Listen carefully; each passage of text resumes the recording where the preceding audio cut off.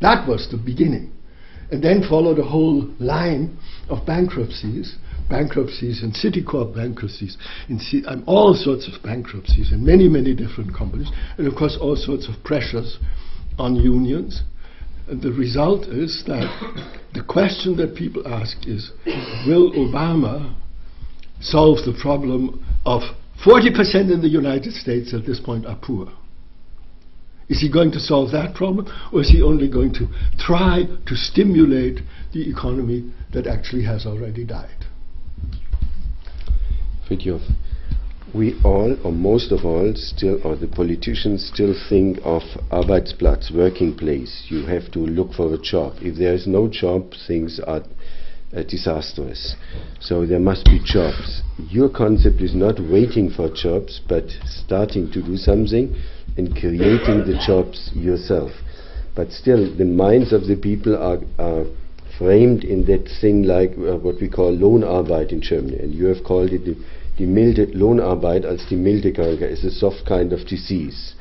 So how do we get from that concept that is deeply put into the minds of people? You have to apply for a job. There must be enough working places for everybody. That's full employment. And now you say you are even grateful that this system breaks down.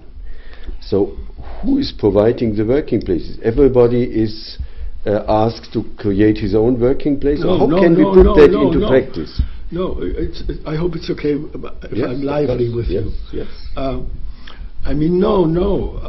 I mean, partly I've also learned from you, so you get another credit at this point. The idea is that I started out by saying three things: new economy, new work, new culture. Now, on the personal level, people will have jobs, but they will only have 12 hours a week. Let's say in a fabricator shop in one of our franchises, or using the eco-bond, or making something with vertical gardens, or creating the next concept of mobility. We can create plenty of jobs, and in fact one of the things I'm trying to do in Germany is to say, for God's sakes, please don't miss the opportunity of the now developing economy and of the now developing technologies. That's where the future is. That's where lots of production is possible. That's where lots of new enterprises can be created. Not by giving huge amounts of money to banks or to Mercedes-Benz, who will use the money to get rid of more jobs by investing the money or stashing it away or using it to buy technologies. But if you want to create work, but then do it with the new technologies. But the idea is a new way of working, a new organization, very concretely. So we're not talking fairy tales. 10 hours a week, everybody will work on what we call the Grundwirtschaft, or in English, the base economy. 10 hours a week, people will spend building, raising their own food, making their own electricity, etc., etc. All of the basic things in 10 hours a week with high technologies. But that's work, but it's not work it's work the way work used to be when people were still farmers, except with very high technology. 10 hours a week, nicht Grundeinkommen, sondern Grundwirtschaft, Grundökonomie, 10 hours. 10 hours job. Job that will strengthen people, that will be interesting, that will be not exhausting because it's 10 hours and not 40 hours a week. That's 20 hours. All of the rest will have to be work that people want to do, and there we will support people and guide people. That's one of the big misunderstandings of new work, that people thought people just can do what they really want to do and everybody knows what they want to do. And the fact is that most people don't know what they want to do, and we call that the poverty of desire. And so people need a great deal of assistance, which is, by the way, something that feminism has known for a very long time. People need support and assistance to find out what it is that they want. We will give them support and assistance and lead them and accompany them into work that they find interesting and strengthening, so that, in a nutshell, people will do three kinds of work. Basic work, which is immediate, meaningful, because you do things for your family and for yourself. Job work for health insurance, and also because everybody wants jobs. But and we create the enterprises in which there will be those jobs. And on top of that, work that people really want to do. So three kinds of work. The financial crisis fastens the process for the change. But where is the money? Usually any new investment or any new start, particularly in entrepreneurship, everybody thinks there is a need of capital. Now the capital is going into black holes, not into new work or entrepreneurship. No finance needed, or no.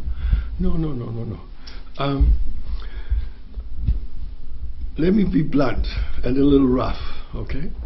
In the past, when one tried to get money for something that had to do with poor people rather than with the people who are incredibly and disgustingly rich, then the answer was, this is distorting the market.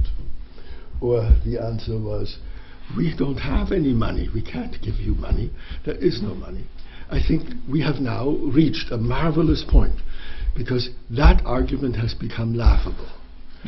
What our argument is, for 1/100th of the money that's at the moment being spent, by Obama too, 787 billions, that's being spent on supposedly getting the banks again to be trustworthy. Or, I mean, it is so ridiculous, it is insulting. I can't believe that people actually allow themselves to be talked to like that. No, I mean, it's incredible that people don't throw excrement at whoever is on television at the moment, because it has reached the point where we are lied to, and not only lied to, but lied to in an utterly insulting way. Nobody believes that the problem is that we need to have banks in which we again have confidence. Much better if we don't have any confidence in the banks. The big lie has been that the big industry creates jobs. They don't create jobs, they abolish jobs.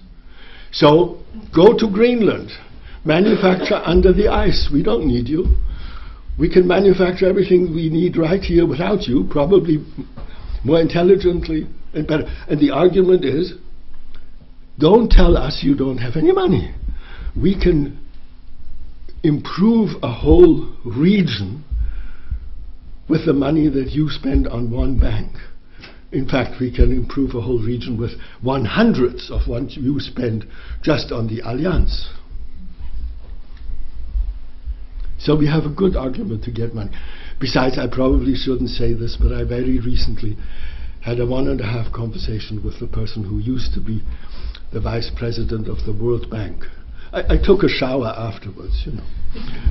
But there is money out there for these things at this point, because people realize that, you know, for example, in Africa, to conserve water, the governments have to do that. I mean, let me get at this still in a different ways, you know. I mean, people are beginning to learn some lessons. I mean, look at